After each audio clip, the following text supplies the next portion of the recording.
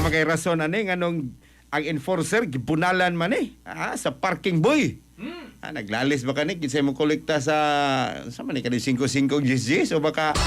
stricto ra pug gayo ni ang enforcer. Ang parking boy wa na ito pa parking nga siguro wala pa mauna ba o di ba ka kanang di ba ka mangatag sang driver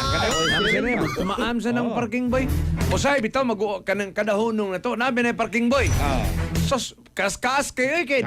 tatag mo gis di pwede lang 3 5 motor pero sakyanan ka Hilux mo may kog hatag gis ay maghinok magkuanay magmugtok 20 gid minimum niya naapay bayad sa parking iko patay ako gasto niya og asa kanin dapita dagang ka mahunong ba usay mo problema sa kay pero og natay dagan sinsiyo kita wa tay problema may kog ka ba ta may kog masinsiyo kahatag usay mo ratag utangan gud paita atong kuha ng report gikan ni katropang Benji Talisik Live report. Yes, nagkasalamat ka ng pag-jali ka ng pag-Philip Sakop sa City of Talisay Traffic Operation Development Authority ko sa ito nabukol man na nabunalan sa bagot pa doon na apan nadabuling kadahapong adawa donay apan katropang Benji may alis ka ng pag donay bot pasabot donay diferensyas pangutok ang parking boy yes pero ato ni ang concept ng pag-imboy din ang kini mo parking boy gid na siya or namin usahay nga kanang nga makililimos unya magsinasinyas Laipon ka man dyan, Ligaw Philip. Parking boy sa base ito sa city na. Ito po hapon ang tag na sa hapon, alas na sa tag na dito sa may tupangan sa hospitalan sa may Nagcario Road, parang kay Taburok sa Talisay City. Ang napunalan nga po sir, ilang si June Ray Cabrillos Nainge, 46 anyos, o niya sa City na o taga-Purok Bagangka, parang kay Lagdang, mo. Sabi ang suspect ilang si Pudromo, Cervantes alias Negro, 40 anyos, o niya, o trabaho o sa sitio crosser, parang dalawang address sa Talisay gihapon. Sa reklamo sa traffic enforcer, gingong kiling mo suspect, gisubak sa gisulti sa biktima nga hindi ipabagigan among depita apan diyan doon inabot nga sikinan imbes nga gipadlong na iyan hinong gipaparkya kini mo sikinan gipangoto na lang niya unta kung anong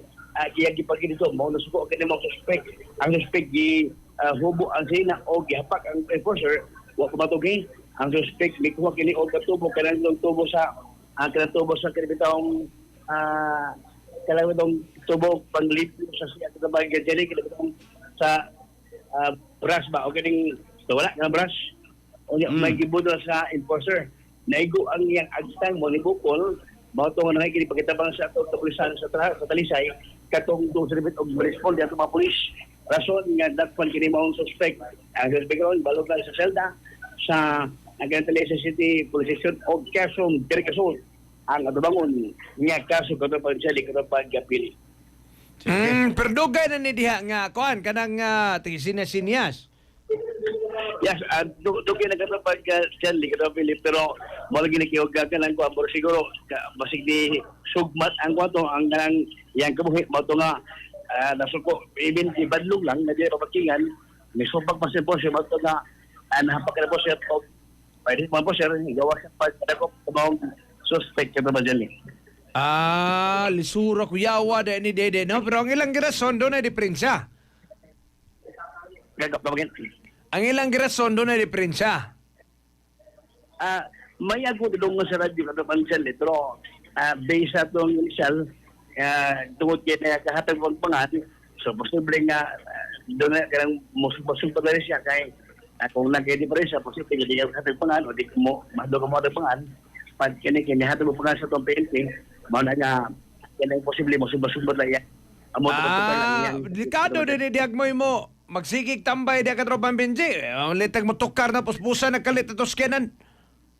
mo kasi pangan karon di na kay balog naman sa Shelda kay ginagap na hapon og magatubo ni kasong Dirikasol kay Evangelic katong pagapili. Sige, salamat katropang Bentals. Mo kana bala kay sa update nga hipos balita